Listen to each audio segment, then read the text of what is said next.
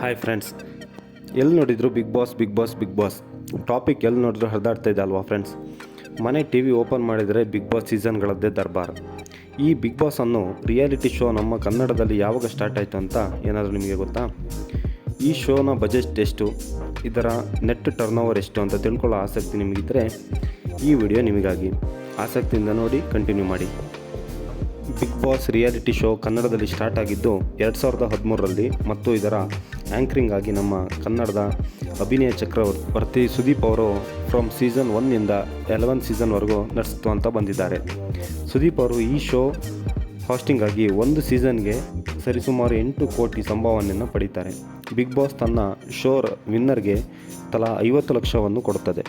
ಇದರ ಹೊರತಾಗಿಯೂ ಕಂಟೆಸ್ಟ್ಗಳಿಗೆ ಅವರವರ TRPಯ ವೈಸ್ ಅವರಿಗೆ ಸಂಭಾವನೆಯನ್ನು ಕೊಡಲಾಗುತ್ತದೆ ಫ್ರೆಂಡ್ಸ್. ಎಕ್ಸಾಂಪಲ್ಗೆ ಈ ಸೀಸನ್ ಅಂದರೆ ಕನ್ನಡದ ಬಿಗ್ ಬಾಸ್ ಸೀಸನ್ 11 ಕಂಟೆಸ್ಟ್ಗಳನ್ನು ತೆಗೆದುಕೊಂಡ್ರೆ, ರಜತ್ ಅವರು ಅವರ TRP ವೈಸ್ ಒಂದು ವೀಕಿಗೆ ಒಂದು 20,000 ತೆಗೆದುಕೊಳ್ಳೋ ಅಂತ ಇಟ್ಕೊಳ್ರಿ. ಹಂಸ ಅವರು ಪ್ರತಿ ವೀಕಿಗೆ ಅವರ TRP ಅಂತ 25,000 ಸಂಭಾವನೆಯನ್ನು ಪಡೀತಾರೆ. ತ್ರಿವಿಕ್ರಮ್ ಪ್ರತಿ ವಾರಕ್ಕೆ 40,000. ಹಾಗೆ ಯೂಟ್ಯೂಬರ್ ಧನರಾಜ್ ಆಚಾರ್ ಅವರು ಪ್ರತಿ ವಾರಕ್ಕೆ 50,000 ಪಡೀತಾರೆ. ಉಗ್ರಂ ಮಂಜು ಪ್ರತಿ ವೀಕಿಗೆ 50,000.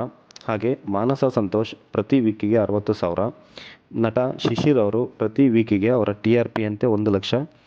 ಅನುಷಾ ರಾಯ್ ಪ್ರತಿ ವೀಕಿಗೆ 1 ಲಕ್ಷ. ಐಶ್ವರ್ಯ ಸಿಂದಗಿ 1,20,000. ನವಗ್ರಹ ಖ್ಯಾತಿಯ ಧರ್ಮಕೀರ್ತಿ ರಾಜ್ ಪ್ರತಿ ವೀಕಿಗೆ 1,50,000. ಮತ್ತು ನಮ್ಮ ಚೈತ್ರ ಕುಂದಾಪುರ 1,50,000 ವೀಕಿಗೆ ಸಂಭಾವನೆಯನ್ನು ಅವರವರ TRP ಅಂತ ಪಡೀತಾರೆ. ಹಾಗೆ ಗೋಲ್ಡ್ ಸುರೇಶ್ 1,80,000 ಪಡೆದರೆ, ನಟಿ ಯಮುನಾ ಅವರು 2 ಲಕ್ಷವನ್ನು TRP ವೈಸ್ ಪಡೀತಾರೆ. ಲಾಯರ್ ಜಗದೀಶ್ ಅವರು 2,20,000 ಪಡೆದರೆ, ನಟಿ ಭವ್ಯ ಅವರು 2,50,000 ಸಂಭಾವನೆ ಪಡೀತಾರೆ. ಮೋಕ್ಷಿತಾ ಪೈ 2,50,000. ಗೌತಮಿ ಅವರು 3 ಲಕ್ಷದವರೆಗೂ ತಮ್ಮ TRP ವೈಸ್ ಅವರು ಸಂಭಾವನೆಯನ್ನು ವೀಕ್ಲಿಗೆ ಪಡೀತಾರೆ. ಹನುಮಂತು ಅವರು ಒಂದು ಅಂದಾಜಿನ ಪ್ರಕಾರ 50,000 ವೀಕ್ಲಿ ಅವರು TRP ವೈಸ್ ಪಡೀತಾರೆ. ಒಂದು ಅಂದಾಜಿಗೆ ಈ ಎಲ್ಲ ಕಂಟೆಸ್ಟ್ಗಳ ಸಂಭಾವನೆ ಒಂದು ಒಟ್ಟು ಹಾಕಿದರೆ ಅಂದರೆ 25 ಲಕ್ಷ ಆಗ್ಬೋದು.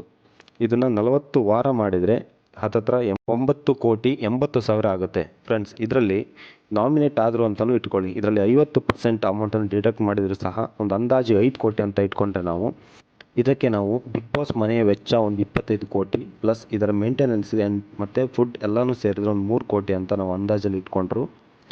ಟೆಕ್ನಿಕಲ್ ಟೀಮ್ ಮತ್ತು ಇಕ್ವಿಪ್ಮೆಂಟ್ ಎಲ್ಲ ಸೇರಿ ಒಂದು 10 ಕೋಟಿ ಅಂತ ನಾವು ಎಕ್ಸ್ಟ್ರಾ ಸೇರಿಸಿದರೆ ಟೋಟಲ್ ಆಗಿ ನಮಗೆ ಒಂದು ಅಂದಾಜಿಗೆ ಸುದೀಪ್ ಅವರಿಗೆ ಆ್ಯಂಕರಿಗೆ ಒಂದು 8 ಕೋಟಿ, ವಿನ್ನರ್ಗೆ 50 ಲಕ್ಷ, ಈ ಹೌಸ್ನ ಟೋಟಲ್ ಎಲ್ಲ ಖರ್ಚು ಒಂದು 28 ಕೋಟಿ, ಟೆಕ್ನಿಷಿಯನ್ ಆ್ಯಂಡ್ ಇಕ್ವಿಪ್ಮೆಂಟ್ ಟೀಮ್ ಒಂದು 10 ಕೋಟಿ ಎಲ್ಲನೂ ಒಂದು ಒಟ್ಟು ಸೇರಿಸಿದರೆ ಒಂದು ಅಂದಾಜಿಗೆ ಒಂದು 52 ಕೋಟಿ ರೂಪಾಯಿ ನಮಗೆ ಒಂದು ವೆಚ್ಚ ಆಗ್ಬೋದು ಫ್ರೆಂಡ್ಸ್. ಅಂದರೆ ಈ ಸೀಸನ್ನ ನಡೆಸಲಿಕ್ಕೆ ಇದರ ನೆಟ್ ಇನ್ಕಮ್ ಎಷ್ಟು ಮಾಡುತ್ತೆ ಅಲ್ವಾ ಗೆಳೆಯರೆ? ಒಂದು ಮಾಹಿತಿ ಪ್ರಕಾರ ಇದರ ಒಂದು ಸೀಸನ್ಗೆ ಇದು ಅಂದಾಜಿಗೆ 300 ಕೋಟಿಯನ್ನು ಗಳಿಕೆ ಮಾಡುತ್ತೆ. ಅಂದರೆ ಕನ್ನಡ ಎಲ್ಲ ಚಾನಲ್ಗಳಿಗೆ ಇದು ಡಿಜಿಟಲ್ ರೇಸ್ನ ಮಾರೋದ್ರಿಂದ ಇಷ್ಟು ಗಳಿಕೆ ಮಾಡಿದರೆ ಲಾಭ ಎಷ್ಟಿರಬಹುದು ಅಲ್ವಾ? ನಾವು ಈಗ ತಿಳಿಸಿರುವಂಥ ಮಾಹಿತಿ ಒಂದು ಅಂದಾಜಿನ ಮಾಹಿತಿ ಆಗಿರೋದ್ರಿಂದ ಸ್ವಲ್ಪ ಹೆಚ್ಚು ಕಮ್ಮಿ ಇರ್ಬೋದು ಫ್ರೆಂಡ್ಸ್.